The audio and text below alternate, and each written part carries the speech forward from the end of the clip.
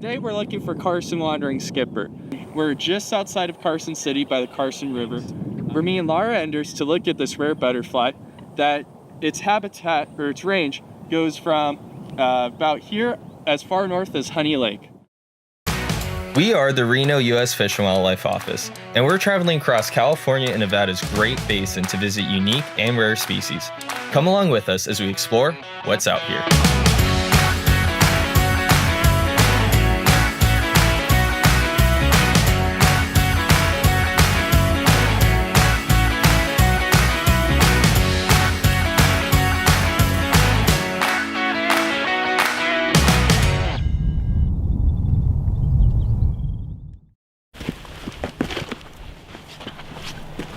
Let's go. So you have the Carson Range right here. Just behind the Carson Range is Lake Tahoe, then the Sierra Nevadas. We're on the other side of that. I found one here. He's in the back. There's flowers. He's on the back side of those flowers, like 10 feet out. The species is the alkali skipper. And so what we're looking for here today is Carson Wandering Skipper, which is a subspecies. There's a whole class of skippers called grass-feeding skippers, and this is one within that. But this one's based on its characteristics, and that I think it's actually one of the more beautiful ones. So the upper side is basically plain orange with a little black margin and then some white fringe on the outside. Most of the other grass skippers, especially around here, have a lot more markings, like on the top side. So what are we looking for here besides a cloud of mosquitoes? The cloud of mosquitoes is pretty awesome. So the yellow nectar over there is a aster called crepus, and so that's the main nectar that there's two different plants here that we find Carson Wandering Skipper on. So that's one of them. That's a native one. So it's really great this year. There's a lot more of it than there was last year. So it's nice to see the native nectar and really healthy. So that's where it's easiest to find the butterflies flying around on, is on nectar. As when you were over there and you saw them, they kind of bop around and they blend in, and it's almost when they move and land a lot that they're easy to find. So when I'm doing my surveys out here, kind of scanning all the nectar. Part of the thing that's really interesting about Carson Wandering Skipper is that it's only found in a few locations, yet the habitat that it uses is found elsewhere as well, and we'll find those other grass skippers there also. So it's pretty cool in terms of what is it that this butterfly is selecting for that other species are almost more generalist about. This one seems to be very specialized in terms of the locations it's found. You know, since we've known about this butterfly, there's been 5 locations total, basically from here north to Honey Lake. 2 of those sites have been extirpated. But there's a lot of other areas with saltgrass, with nectar, but we don't find Carson Wandering Skipper, and we don't really know why. In the Sparks area was a housing development.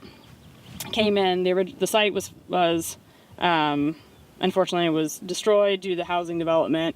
We found another population kind of right next door, but then again, after just a couple years, that one petered out, and again, with that new housing development coming in, it really changed the hydrology of the remaining habitat, and some was extirpated as well. In addition to all the threats, is just when you have really small populations that cover small areas, and you only have a few populations, you don't have a lot of room for those, we use the term stochastic events, right? So random things.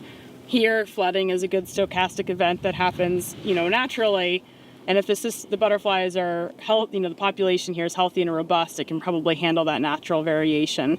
But when you start to get other things like weeds, tall whitetop, that whole area up there is all tall whitetop. So invasive weeds at this site is a big concern.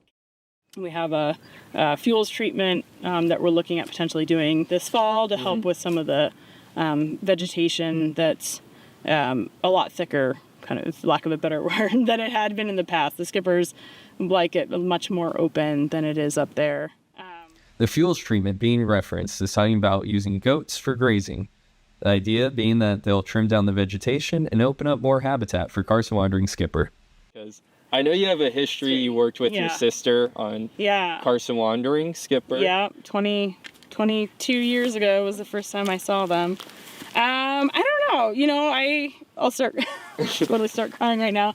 I attribute a ton to my sister. Like, when we were little, we'd go out and play in the woods together.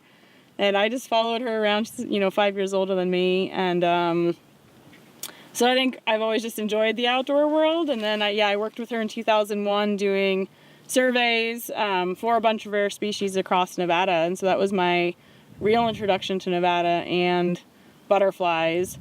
I do call them the charismatic microfauna because you have your bears, you have your wolves, you have your fish that are super cool. And I think butterflies definitely, they're small and their attention to detail, and they're found in these super cool little spots. And once you find them, there can be tons. It's actually pretty quiet out here today, but there's days where it's just bopping with the butterflies and the bees and the flies and spiders and all sorts of other stuff. And something that the public can do, is it good for people to get out and just be talking about hey, did you know Carson wandering skipper is a thing?